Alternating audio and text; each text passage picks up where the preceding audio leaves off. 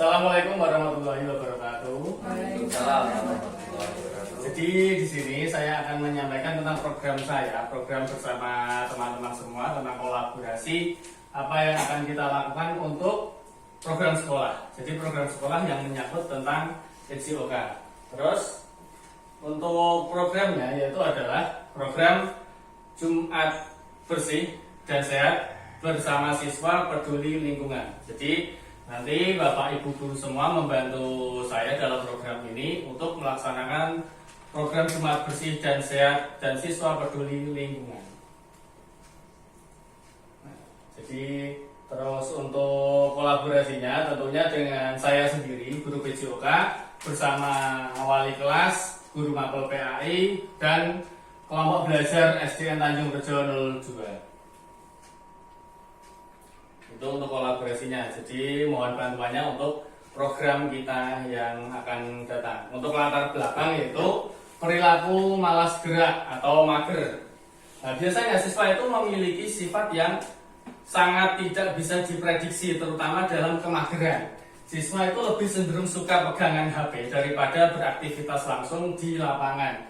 Jadi perilaku malas gerak dan pengembangan teknologi dampak pengaruh gadget mengakibatkan rendahnya minat siswa dalam menjaga kebersihan lingkungan dan membiasakan budaya hidup sehat. Jadi selain kita nanti berjalan atau melakukan Jumat sehat, juga melakukan Jumat bersih. Terus program ini sebagai bagian dari pelaksanaan kelompok belajar sekolah proyek penguatan profil belajar Pancasila atau P5 dengan tema gaya hidup berkelanjutan dan topik peduli lingkungan. SDN Tanjung Rejo memiliki modal aset manusia atau fisik yang mendukung berjalannya program ini, mewujudkan kepemimpinan beserta didik. Nah, selanjutnya melalui program yang mengakomodasikan voice, choice, dan ownership untuk membentuk karakter profil pelajar Pancasila. Visi untuk memfasilitasi pembelajaran PJOK yang berpusat pada peserta didik dengan pelibatan komunitas belajar sekolah dalam pelaksanaan program. Jadi komunitas belajar sekolah ya tentu saja saya bersama guru mapel yang lain dan juga guru kelas.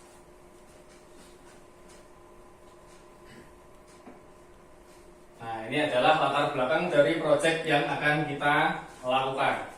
Yang pertama adalah yang melalui voice atau bersuara, memberikan kepada siswa untuk berpendapat dalam memilih jenis senam kebugaran jasmani, menanam jenis tanaman, membuat kriya dari sampah. Jadi itu adalah yang akan disuarakan kepada siswa atau yang akan kita lempar kepada siswa. Jadi kita mau melakukan senam apa atau olahraga apa atau mungkin mau jalan santai menggunakan jalur yang mana, itu nanti kita akan melemparnya kepada siswa. Biar siswa sendiri yang akan memilih. Terus untuk program selanjutnya adalah menanam jenis tanaman. Mungkin nanti kita akan melempar juga kepada siswa. Silakan anak-anak mencari satu biji, mungkin bisa di rumah kalau seandainya punya buah mangga, bisa membawa biji mangga, atau yang punya kelengkeng itu juga bisa membawa biji kelengkeng. Nah, nanti di sekolah kita memfasilitasi sepolibag kecil yang diisi oleh tanah. Terus siswa bertanggung jawab untuk menanam bibit itu sampai tumbuh besar dan bisa layak ditanam di tanah di sekitar sekolahan. Selanjutnya adalah membuat kriya dari sampah. Tentunya anak-anak bisa diberikan referensi banyak untuk jenis-jenis sampah apa saja yang bisa dibuat sebuah karya seni. Mungkin dari botol dibuat tempat pensil ataupun yang lainnya. Terus choice, memberikan pilihan kepada siswa untuk menentukan musik dari senam yang akan kita praktekkan. Jadi anak-anak seperti yang kita jelaskan tadi bisa memilih tentang senam kesukaan mereka, memilih jenis tanaman seperti yang saya jelaskan tadi, bahwa anak-anak juga berhak untuk memilih jenis bibit apa yang akan ditanam. Terus memilih jenis sampah bisa organik ataupun anorganik untuk dibuat menjadi sebuah karya. ownership, yaitu mendorong siswa untuk merencanakan dan mempresentasikan aktivitas mereka. Selain mereka sudah memilih senamnya ataupun memilih bagaimana tanaman yang akan ditanam, mereka juga merencanakan atau mempresentasikan kenapa kok mereka memilih itu untuk sebagai pembelajarannya. Terus selanjutnya adalah menghasilkan karya. Tentunya saja itu dari sampah-sampah yang mereka buat menjadi sebuah karya. Selanjutnya itu adalah tujuan program.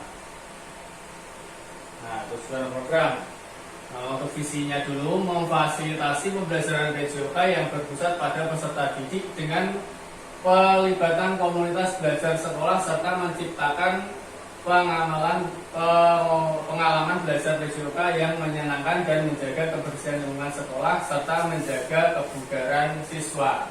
Tujuan program itu adalah untuk melatih keterampilan gerak dan meningkatkan kebugaran tubuh siswa, menjaga kebersihan serta peduli lingkungan sekolah, meningkatkan keterampilan fisik, kerjasama tim, dan pemahaman tentang pentingnya olahraga dan kesehatan, mewujudkan jiwa kepemimpinan peserta didik melalui program yang berpihak pada peserta didik, memfasilitasi pembelajaran yang berpusat pada peserta didik dengan melibatkan KBS, mewujudkan peserta didik yang aktif dan produktif. Jadi memang ini bertujuannya adalah untuk memperlibatkan siswa agar lebih aktif dalam sebuah program ataupun dalam sebuah pembelajaran. Terus the project goal. Jadi goalnya adalah capaian dan hasil pertama. Siswa dapat hidup aktif dalam bergerak dan peduli akan lingkungan serta produktif sehingga mampu menekankan gaya hidup sehat baik di sekolah maupun di rumahnya dalam kehidupan sehari-hari. Jadi mulai dari kebiasaan baik di sekolah, siswa bisa menerapkan lebih ke lingkungan rumahnya ataupun masyarakatnya. Terus aksi wali kelas berkolaborasi dengan siswa dalam perencanaan kegiatan.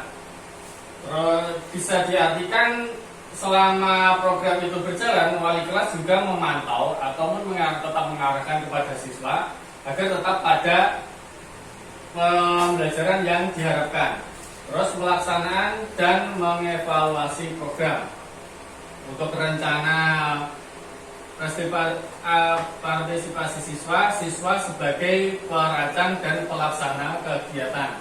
Siswa melakukan presentasi dan refleksi. Jadi mulai dari siswa yang merencanakan, yang melaksanakan, juga siswa sendiri yang merefleksi. Tapi tentu saja tetap dibantu oleh Bapak Ibu guru yang mengawasinya. Jadi siswa dituntut aktif tapi tetap dalam pengawasan Bapak Ibu guru juga. Nah, selanjutnya struktur program dan mitra komunitas. Jumat bersih dan sehat. Kegiatan dilakukan oleh siswa kelas 4, 5, dan 6 membuat gerakan senam dan kolaborasi dengan wali kelas. Jadi seperti yang dijelaskan di awal tadi, mulai dari siswa yang menentukan musik senam, gerakan senam, dan sebagainya, itu juga bisa dikolaborasi dengan wali kelasnya. Kegiatan dilakukan 1 minggu sekali setiap hari Jumat. Setiap kelas berganti menjadi instruktur senam.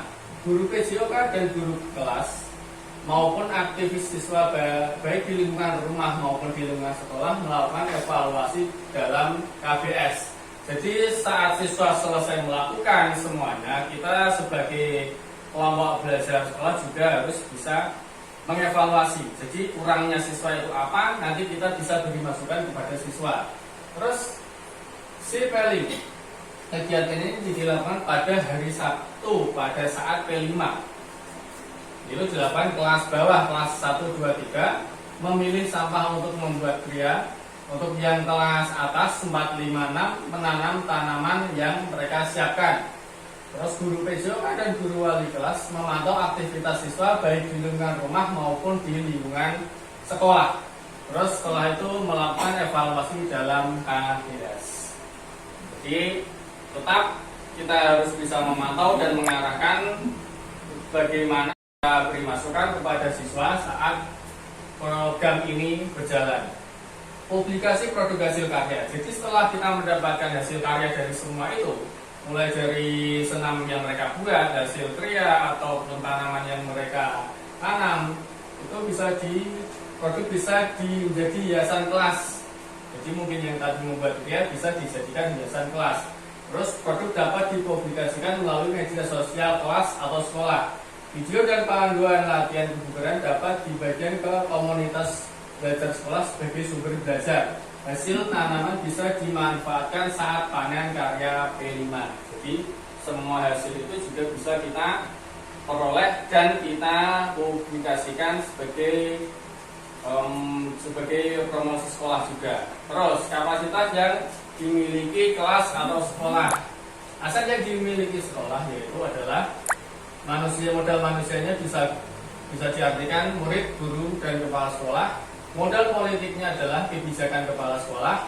Modal fisiknya adalah lapangan, sistem, laptop, ruang kelas, alat kebersihan, dan alat untuk menanam. Terus modal sosialnya adalah koordinasi dan kolaborasi dengan semua stakeholder di dalam maupun di luar sekolah. Jadi itu adalah kolaborasi dari program ini. Selanjutnya adalah rencana evaluasi. Tentunya semua pelaksanaan dalam kegiatan tadi itu memiliki rencana untuk dievaluasi. Kegiatan evaluasi pelaksanaan program dilakukan dalam bentuk rapat evaluasi bersama pimpinan, guru, staf, dan perwakilan peserta didik. Jadi setelah semua acara atau kegiatan tadi selesai, bisa kita rapatkan bareng atau diskusikan bareng kira-kira kurangnya ataupun yang perlu ditambah apa. Terus bentuk lain pelaksanaan evaluasi program bisa dengan wawancara langsung kepada perwakilan guru, staf, atau peserta didik untuk memberikan evaluasi dari pelaksanaan program yang sudah kita lakukan tadi. Jadi sekian yang dapat saya sampaikan. Semoga program kita bisa berjalan dengan baik. Kurang lebihnya mohon maaf. Wassalamualaikum warahmatullahi wabarakatuh. Waalaikumsalam.